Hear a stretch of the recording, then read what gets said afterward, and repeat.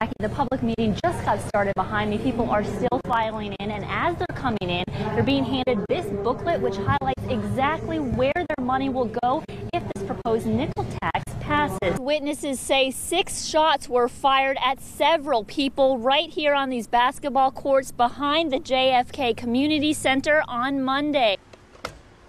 Before you pack your bags and hit the road, drivers recommend taking your vehicle into the shop for a tune-up. This pothole is over twice the length of me, but Beckley Public Works tells me that by tonight, this will no longer be a problem. I was here as school was letting out for the day today, and take a look behind me. There is now yellow paint marked and signs posted, as well as there was a police car here. The water from the hose is hitting my face. The smoke is so thick, it's hard to see and to breathe. Now, the man who lives and sleeps in this apartment complex right here shares with us the night that changed everything. Seeing the keys in the ignition and the doors unlocked, Keith and Sabrina hopped in the vehicle. That's when the 9-year-old girl in the backseat was startled, screamed, and then jumped out to save her own life. Right here behind me, just hours ago, is where a man died and where 3 firefighters were injured. Now I'm told that this is now being investigated as a homicide arson.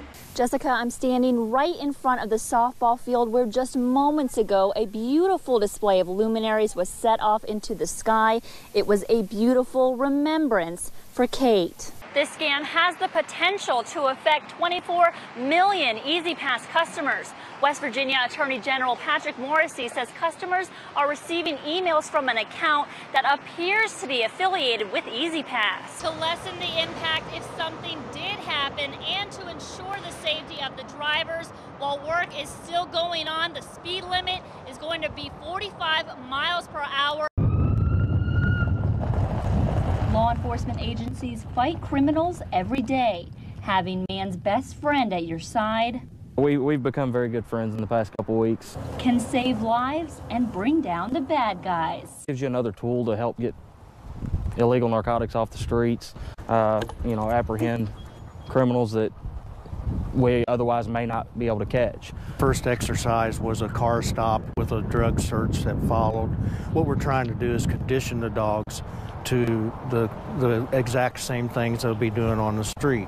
Now, this part of training is called evidence search. I'm getting my DNA all over this credit card and this gun. Now I'm going to toss them into this long grass, and we're going to see if Aries can find them. Suspect search was to get the dogs accustomed to barking when they find somebody that they can't actually get to, like behind a door. Practicing for the real deal. Aries also jumps fences, climbs ladders, and tunnels through tight spaces.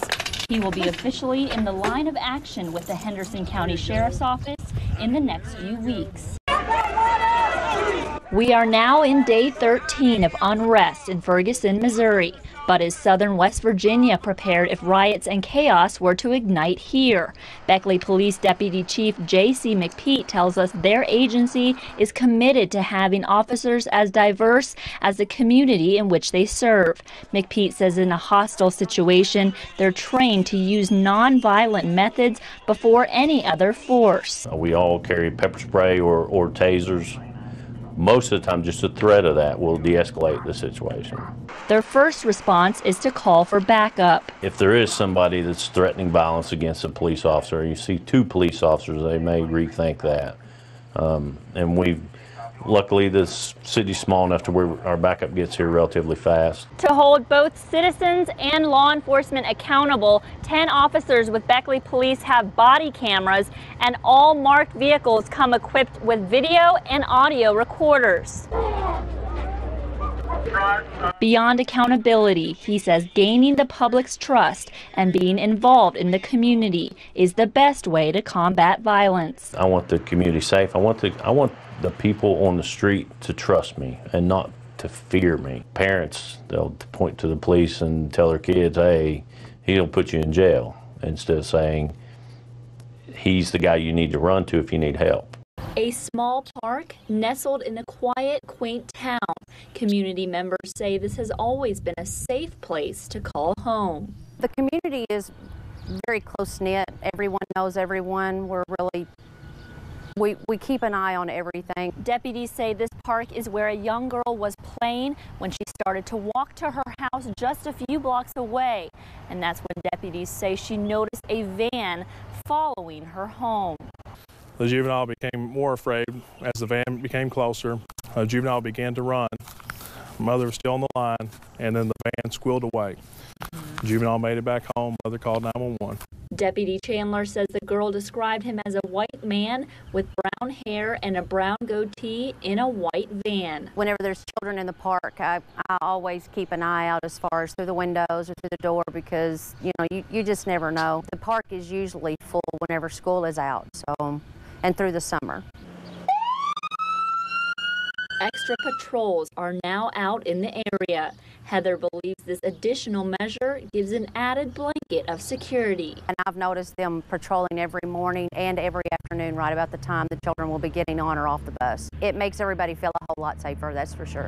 Since late last week, 8 people in Henderson County have reported broken vehicle windows. On Saturday, Tiffany Spainhoward's truck window was smashed in.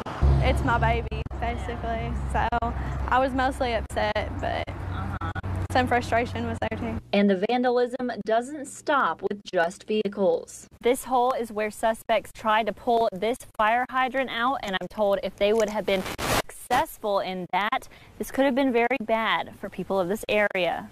I was told that it could have shut water off here at Spotsville for maybe a day or two. We wouldn't have no way to get water other than shuttle water in from other districts, and this would be really almost impossible to save a house on that doing that. Within city limits, there have been 3 reports of car windows being broken, and a vehicle was spray painted, another vehicle was egged, and the tires were slashed on another car. Ann McGann says this has turned into much more than just a harmless prank. I'd say it's probably kids being kids, but yes, our community needs to be on alert because this is causing lots of damage and it's costing somebody a lot of money. Tiffany has a message she wants the suspects to hear. Tell them to stop acting like children, I guess. I wouldn't do that to somebody else's property, so I wouldn't expect them to do that to mine. During the holiday, shoppers at retail stores statewide won't have to pay sales tax on notebooks, binders, and other school supplies priced up to $20. And it not only applies to back-to-school materials, shoes and clothing items priced up to $100 are also exempt from the sales tax. For Angel Upright, she's already planning how she'll use the money she will save this weekend. We got to get stuff fixed for my sister. Her house, it has to get a new hot water pump and stuff in it. We got to install that. So that way, while we're saving money here, we can get more money to fix her house. The majority of shoppers we spoke with actually did not know about the tax-free holiday coming up, but now they're already mapping out the shops they plan to hit. Having already bought clothes for the fall season, a 7th grader tells us he'll make it a point to go shopping with Mom this weekend for these items. Pencils, markers, crayons, paper, notebooks. So just how much can shoppers save? They can save over 5% just on taxes alone, and then on top of our other savings we have throughout the store. It's really a big help to families.